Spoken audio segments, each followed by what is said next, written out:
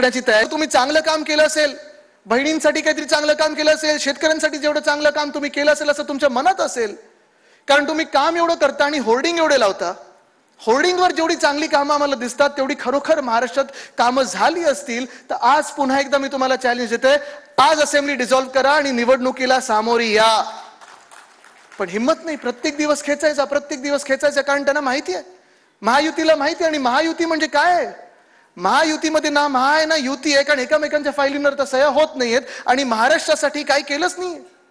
पण आज आपण पाहतोय की हे काही भाजप जे आहे, मिंदे सरकार आहे, त्यांच्यात हिम्मत नाहीये आणि प्रत्येक दिवस लुटायचा, कारण त्यांना माहितीये की पुन्हा आयुष्यात महाराष्ट्रावर त्यांचं सरकार कधीही येणार नाही, महाराष्ट्र त्यांना येऊ देणार नाही आणि म्हणून महाराष्ट्राला जेवढा पैसा, प्रत्येक पैसा लुटू शकतो तेवढं लूट करायची. मुंबई महानगरपालिका असेल, पुणे महानगरपालिका असेल, ठाणे असेल, कल्याण डोंबिवली असेल, नागपूर असेल, सगळीकडचे जे काही घोटाळे आहेत ते आम्ही लोकांसमोर आणत आहोत, सतत आणत राहिलेलो आहोत. गेल्या 2 वर्षात जी लूट झालेली आहे महाराष्ट्रामध्ये आणि मुंबईमध्ये, किती घोटाळे या लोकांसमोर आणायचे. कधी कधी आता ते अधिकारी जे आम्हाला फायली देतात ते पण कंटाळले, ते बोलतात साहेब तुमचं सरकार लवकर आणा, किती फायली तुमच्यापर्यंत पोहोचवायच्या. पण आज आपण पाहतोय 40 चोरांना नोकऱ्या मिळालेल्या आहेत, 40 चोरांना खोके मिळालेले आहेत. आज महाराष्ट्रातला तरुण जाणार तरी कुठे, हा प्रश्न उपस्थित झालेला आहे.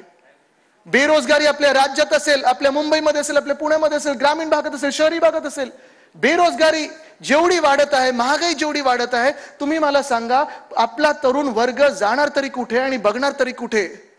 एका वेळी असं म्हटलं जायचं की जगात जर्मनी आणि राज्यात परभणी, पण आज ना परभणीमध्ये जॉब्स आहेत ना महाराष्ट्रामध्ये कुठे नवीन नोकऱ्या मिळत आहेत.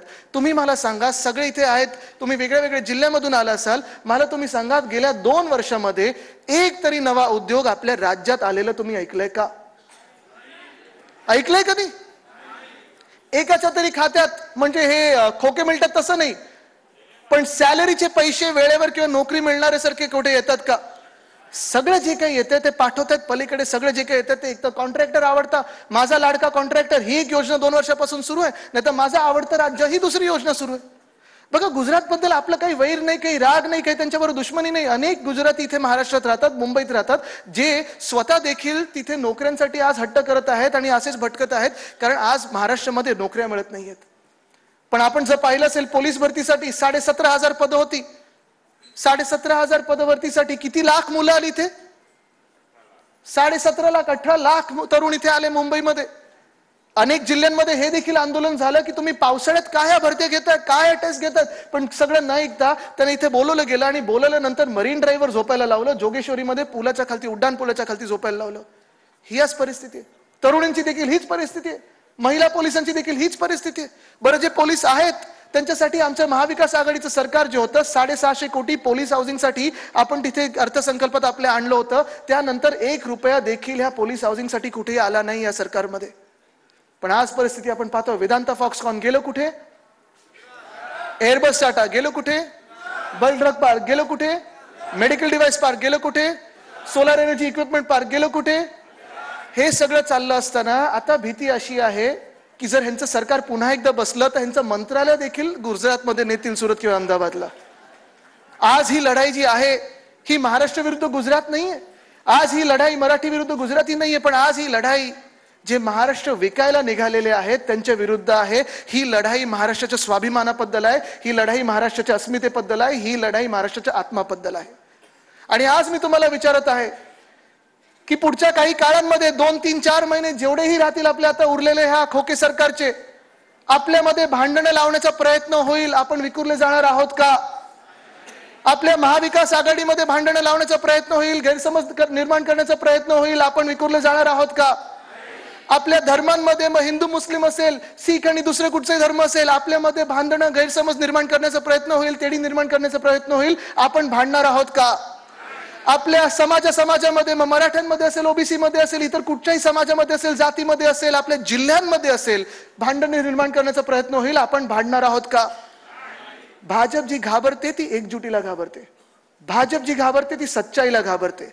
कारण भाजपचं इक्वेशन हे सोपं आहे, कीचड कमल, कमल कीचड में ही खिलता है. आपण या महाराष्ट्रात त्या चिखल फेकीमध्ये अडकणार आहोत की त्याच्याही पुढे जाऊन पुढचा विचार करणार आहोत, हे आपल्याला ठरवायचंय. आणि म्हणून मी तुम्हाला सांगतोय, आपण सगळे एकजुटीने लढायला तयार आहोत का? आपण सगळे या खोके सरकारला हरवायला तयार आहोत का? आपण सगळे आपला नवा महाराष्ट्र घडवायला तयार आहोत का? आपण सगळे महिलांना न्याय द्यायला तयार आहोत का? आपण सगळे महिला सुरक्षा ही खरोखर महाराष्ट्रात अंमलात आणण्यात तयार आहोत का? आपण सगळे तरुणांना रोजगार द्यायला तयार आहोत का? आपण सगळे आपलं सरकार बनवायला तयार आहोत का? आणि आपण सगळे एक दिलाने एकजुटीने लढायला तयार आहोत का? जर लढायला तयार असाल तर हात दोन्ही वरती करा आणि सगळ्या ह्या नेत्यांना ताकद दाखवा आपली. ही जी ताकद आहे ना, ह्या ताकदीला भाजप घाबरते, कारण जिथे फूट होते तिथे भाजप जिंकते. पण आपण ठरवायचंय, आपण लढणार आणि जिंकणार ते महाराष्ट्र म्हणूनच लढणार आणि जिंकणार. धन्यवाद. जय हिंद, जय महाराष्ट्र, वंदे मातरम.